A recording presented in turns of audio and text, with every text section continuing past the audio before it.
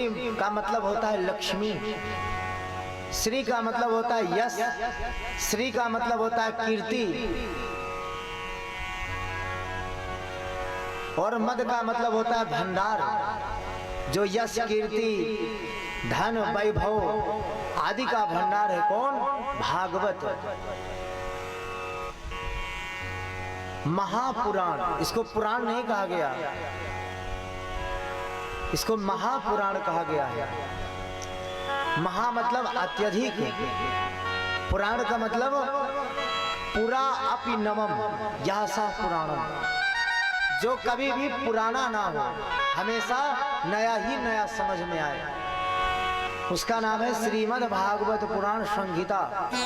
संहिता का मतलब होता है सम्यक हिता, यह सा संहिता, जो सब में समान हित करे। अब ऐसा नहीं है कि हमारे श्री कमलेश जी और श्री दिनेश जी, श्री राकेश जी और उनके माता पिता ये भागवत करा रहे हैं, पैसा खर्च कर रहे हैं, धन खर्च कर रहे हैं, तो उनको ही ज्यादा फल प्राप्त होगा। ऐसा नहीं है प्यारे, फल तो सबको प्राप्त होगा, लेकिन जिसने इस कथा को चकाचक श्रवण किया है, जिसने इस कथा को अपने हृदय पटल पे उतारा है, उसकी सारी मनोकामना पूर्ण होगी।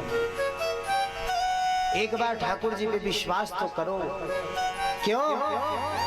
माया माया सब भजे, माधव भजे न कोई। एक बार माधव भजे तो माया दासी हो। एक बार माधव भजो, ये माया तो भगवान की दासी बन के घूमेगी, आगे पीछे घूमेगी।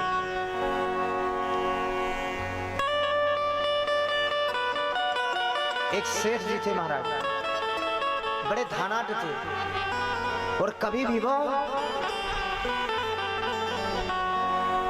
भगवान की कथा श्रवण करने नहीं जाते थे। यदा कदा अगर घर से चले भी जाएं तो कथा में जाएं और बढ़िया एक कोना पकड़ करके वहीं पर लंबे खर्राटे लगाने लगे। अब लंबे लंबे खर्राटे लगाने लगे, लंबे लंबे जैसे खर्राटे लगाएं। अब जब कथा संपन्न हो जाए तब उनकी निद्रा खुल जाए, घर चले आए। एक दिन कथा श्रवण के लिए वह पहुंच गए। कथा श्रवण के लिए जैसे पहुंचे तो उनको नींद आ गई। अब उनका व्यापार किस चीज का था? कपड़े का व्यापार था, कपड़े का बिजनेस था उनका। अब वो जैसे कथा में बैठे, उनकी नींद लगी, उनको स्वप्न आया। स्वप्न में उन्हें यह समझ में आया कि मैं अपनी दुकान पे बैठा हूं और मेरी दुकान में एक ग्राहक आया और उसने कपड़ा पूछा कि भैया यह क्या भाव का कपड़ा है? सेठ जी ने सपने में कहा ये 5 रुपए मीटर कपड़ा है। उन्होंने कहा 5 में तो नहीं लूंगा, 4.5 में अगर देना हो तो दे दो भाई। सेठ जी ने कहा नहीं, 4.5 में तो नहीं पड़ेगा, 5 ही में पड़ेगा। बोले मैं जा रहा हूं, आप दूसरे किसी को बेच देना।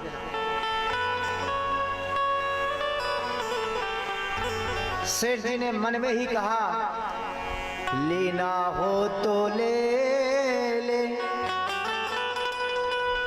अगर लेना है तो लो, दोनों हाथ पसार।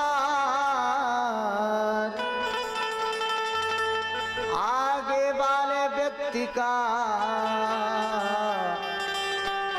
कुर्ता दियो फाड़। सपने में बैठे सोच रहे थे, उनके सामने एक व्यक्ति बैठा था, कथा श्रवण कर रहा था।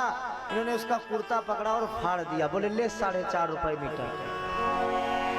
बोलो राधे राधे। जो उनके सामने व्यक्ति बैठा था उसने कहा अरे भैया एक कथा सुनने आते हो कि कुर्ता फाड़ने आते हो? बोले मैं स्वप्न देख रहा था। लेना हो तो ले ले, दोनों हाथ पसार, और सामने वाले व्यक्ति का कुर्ता दियो फाड़। सपना तो सपना होता है, तो ऐसे भी हमें कथा नहीं श्रवण करना चाहिए। फिर कैसे श्रवण करना चाहिए? सावधान त्रया श्रृणु, सावधान तया श्रृणु, सावधान होकर के भगवान की कथा श्रवण करना चाहिए। हमारा सावधान कैसे होंगे? जब भगवान के चरणों में हमारी प्रीति अर्पण होगी तभी हम लोग सावधान होकर के भगवान की कथा श्रवण करेंगे।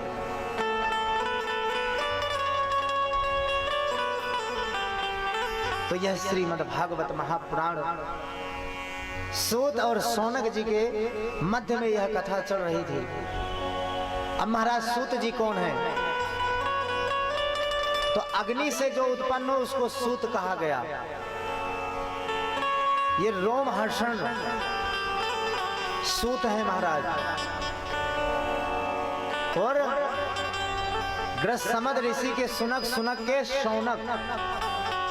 तो शौनक महामुनि हैं। ये कथा श्रवण में बहुत ही रुचि रखते हैं। क्यों? एक दान मिसारन रे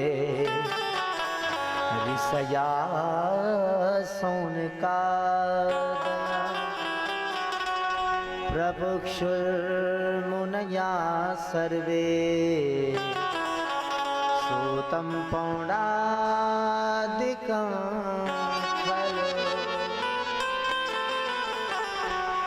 नैमिषारण्य की पावन तीर्थ स्थली पर यह श्रीमद् भागवत की महापुराण की कथा सूत जी महाराज शौनक जी को रसपान करा रहे हैं। सूत जी से शौनक जी ने प्रश्न किया। क्या प्रश्न किया?